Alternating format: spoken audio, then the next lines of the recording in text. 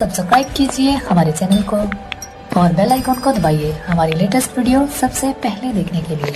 नमस्कार दोस्तों, oyster mushroom की खेती सबसे सरल, सस्ती और आसान होने की वजह से जो नए ग्रोवर हैं ज्यादातर मशरूम की खेती ओस्टर से शुरू करते हैं। लेकिन कुछ ऐसी बातें हैं जिनमें वो मिस्टेक कर जाते हैं जिसकी वजह से उन्हें बहुत बड़ा लॉस हो जाता है। इन्हीं सब बातों को ध्यान में रखते हुए मैंने ओस्टर मशरूम पर 3 बातों पर फोकस किया है। जो 3 बातें मैं आपको बताने जा रहा हूं ये बहुत ही महत्वपूर्ण है, तो आपसे रिक्वेस्ट है वीडियो को पूरा देखिएगा ताकि आपको पूरी जानकारी हो पाए और जो मिस्टेक लोग करते हैं वो आपसे ना हो, ताकि आपको कोई नुकसान ना हो। तो पहला जो मैं आपको बताने जा रहा हूं, मौसम। यानी आपको मौसम के अनुसार ही ओस्टर मशरूम की खेती करनी चाहिए। फरवरी से लेके अक्टूबर महीने के बीच में आपको ओस्टर मशरूम की खेती करनी चाहिए। नवंबर, दिसंबर, जनवरी के बीच में आपको खेती नहीं करना है। अगर आपके पास एसी प्लांट है तो आप 12 महीने करिए, कोई दिक्कत नहीं है। लेकिन अगर एसी प्लांट नहीं है तो फरवरी से अक्टूबर के बीच में करिए। फरवरी से अक्टूबर के बीच में अप्रैल, मई, जून जो 3 महीने आते हैं, ये गर्मी इसमें ज्यादा बढ़ जाती है। लेकिन अगर आपका व्यवस्था अच्छा है, छावनी अच्छी है, तो पानी का छिड़काव करके आप टेम्परेचर को कंट्रोल कर सकते हैं। बढ़े हुए टेम्परेचर को आप पानी का छिड़काव करके कंट्रोल कर सकते हैं, इसलिए फरवरी से अक्टूबर तक लगातार आप खेती ओस्टर मशरूम की कर सकते हैं। लेकिन नवंबर, दिसंबर, जनवरी में टेम्परेचर कम हो जाता है। घटे हुए टेम्परेचर को बढ़ाना बहुत ही मुश्किल होता है, तो इसलिए नवंबर से दिसंबर और जनवरी ये जो 3 महीना है इसमें सजेस्ट नहीं किया जाता है मशरूम की खेती करना। ये तो हो गया मौसम कि कब आपको करना चाहिए और किस मौसम में खेती नहीं करना चाहिए। अब दूसरी बात आती है स्टरलाइजेशन का। जब आप ओस्टर मशरूम की खेती करना चाहते हैं तो भूसे को आपको स्टरलाइज करना पड़ता है, तब आप बिजाई करते हैं। स्टरलाइजेशन प्रोसेस में अगर आपने कोई भी लापरवाही किया, थोड़ी भी मिस्टेक हुई, तो उसमें कीड़े का प्रकोप होता है, कई तरह की बीमारी आती है, जिससे आपका जो ओस्टर मशरूम का प्रोडक्शन है वो रुक जाता है या पिनहेड नहीं आता है, आपको नुकसान हो जाता है।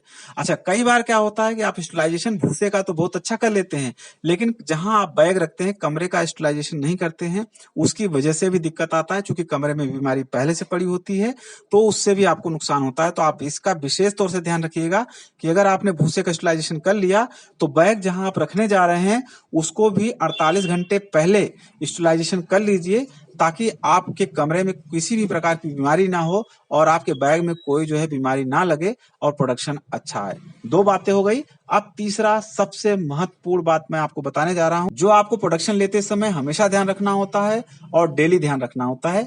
वो क्या है? ह्यूमिडिटी, टेम्परेचर और एयर।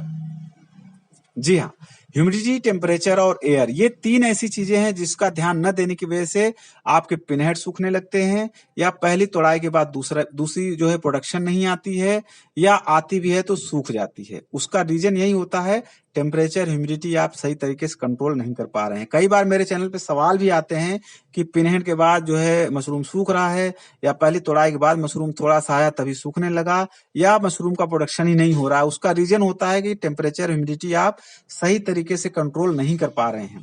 कंट्रोल करने के लिए आपको कैसे पता चलेगा, कैसे आप कंट्रोल करेंगे? ह्यूमिडिटी मीटर, थर्मोमीटर आपके कमरे में होना चाहिए जो मशरूम का फार्म है, और एक एग्जॉस्ट फैन लगा होना चाहिए। इस एग्जॉस्ट फैन से आप फ्रेश एयर देने में मदद करेगा। टेम्परेचर और ह्यूमिडिटी को कंट्रोल करने के लिए जो मीटर आप लगा रखे हैं ये आपको हमेशा बताता रहेगा। अगर कम हो रहा है तो आपको बढ़ाना है, ज्यादा हो रहा है तो घटाना है, तो इसको आप जरूर लगाइए। पानी का छिड़काव कब करना है, ह्यूमिडिटी, टेम्परेचर कब बढ़ाना है, कब घटाना है, मीटर के हिसाब से आप चलेंगे तो आपको कोई दिक्कत नहीं आएगा। अगर आप जो है पैसा खर्च करके मशरूम की फार्मिंग शुरू कर रहे हैं तो ह्यूमिडिटी और थर्मोमीटर, ये दोनों मीटर जरूर कमरे में लगाइएगा, जिससे आपको पता रहे कि कमरे में टेम्परेचर और ह्यूमिडिटी क्या चल रहा है, कब बढ़ाना है और कब घटाना है।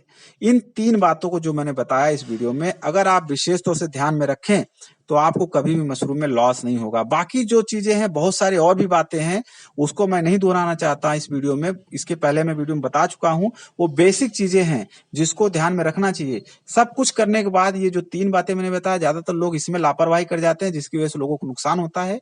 इसीलिए मैंने ये वीडियो बनाया था। वीडियो कैसा लगा कमेंट करके जरूर बताइएगा।